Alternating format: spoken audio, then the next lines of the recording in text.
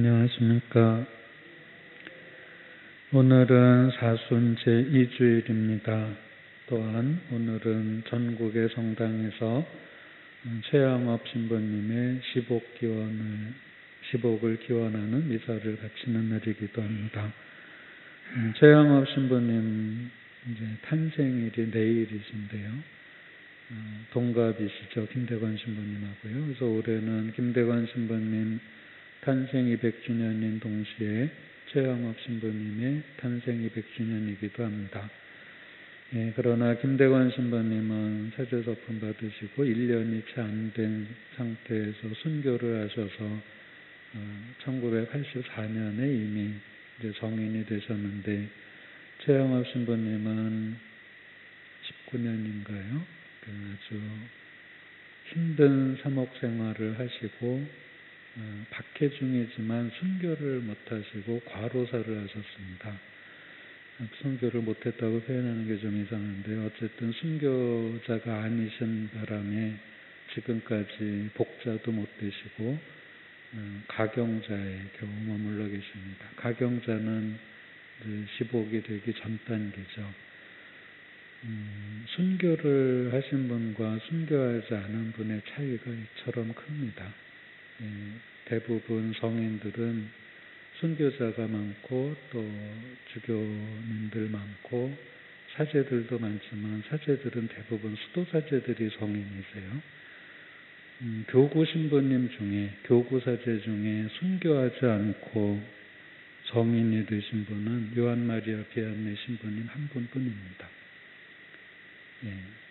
순교하지 않고 성인이 되신 신부님들 대부분 수도 신부님들이고, 교구사제 중에 성인이 되신 분들은 대부분 순교자라는 거죠.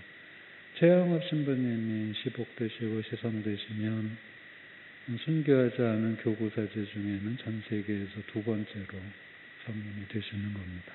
그만큼 어렵죠.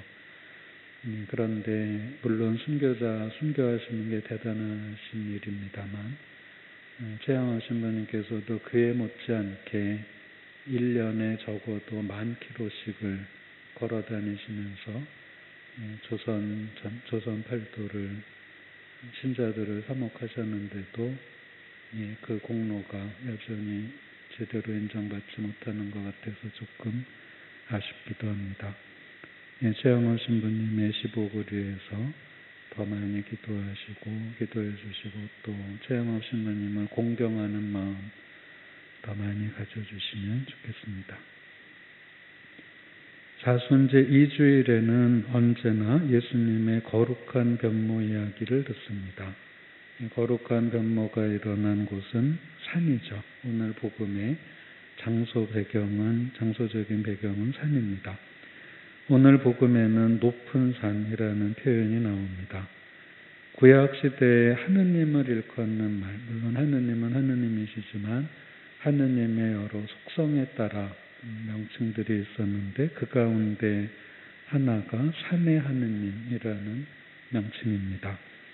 구약 성경에 보면 산이 많이 등장합니다. 오늘 일독서에서 우리가 들은 대로 아브라함이 자기 아들 이삭을 제물로 바치려고 했던 모리아산, 그리고 모세가 하느님과 계약을 맺은 시나이산, 엘리야 예언자가 40일 동안 걸어가서 도착하여 하느님을 만난 호렙산, 시편에서 흔히 풍요의 상징으로 나오는 헤르몬산, 또 모세의 무덤이 있다고 전해지는 르보산도 있고, 예루살렘 근처에 있으면서 아예 예루살렘을 뜻하는 예루살렘의 별명이 되기도 하고, 또 나중에는 이스라엘 자체를 뜻하는 말로 사용하게 된 시온산, 이렇게 유명한 산들이 구약 성경에는 많이 나옵니다.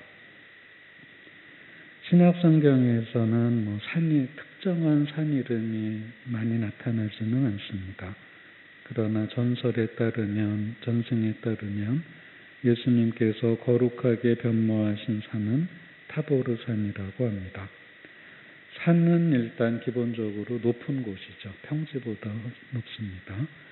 이런 높은 곳이라는 상징을 통해 하느님과 좀 더 가까운 곳을 뜻하고 때로는 하느님께서 나타나시는 거룩한 곳이라는 점을 암시함으로써 예수님께서 높은 산에 오르셨다는 것이 예수님이 하느님의 영역에 들어가시면서 당신의 본 모습을 드러낼 것임을 암시하는 바탕을 마련해 놓습니다. 높은 산에서 벌어지는 일은 이제 인간의 일이 아니라 하느님의 일이라는 뜻입니다. 오늘 복음과 오늘 일독서는 서로 비슷한 점이 있습니다. 둘 다 피해 제사를 앞두고 있다는 점과 외아들을 제물로 바친다는 공통점이 있죠. 그래서 초대교회의 교부들은 아들을 제물로 바치는 아브라함의 모습에서 당신 외아들을 인류의 구원을 위한 제물로 내어주는 정부의 사랑과 비통함을 발견했고 자신이 제물로 바쳐질 것을 알면서도 아버지 아브라함의 뜻에 순종하는 이삭의 모습과 정복께 순종하여 자신을 제물로 바치는 예수 그리스도의 모습을 겹쳐보았습니다. 오늘 복음에는 또 아주 의미심장한 구절이 나옵니다. 그때에 엘리야가 모세와 함께 그들 앞에 나타나 예수님과 이야기를 나누었다는 구절입니다. 여기에서 모세는 율법을 상징하고 엘리야는 예언을 상징합니다. 율법은 원칙을 고수하려 하고 예언은 현실을 율법의 눈으로 해석하여 율법을 현실화하려고 합니다. 율법의 최고봉은 제사인데 예언의 최고봉은 하느님의 말씀이고 하느님의 말씀을 통해 하느님과 세상을 바라보려 하는 것이 바로 예언입니다.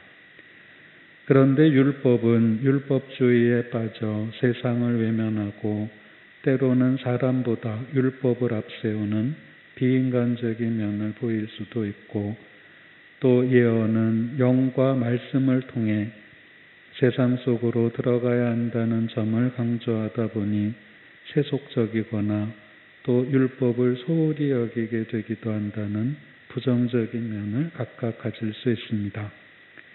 그런데 예수님께서는 모세와 엘리야와 함께 이야기를 나누셨습니다.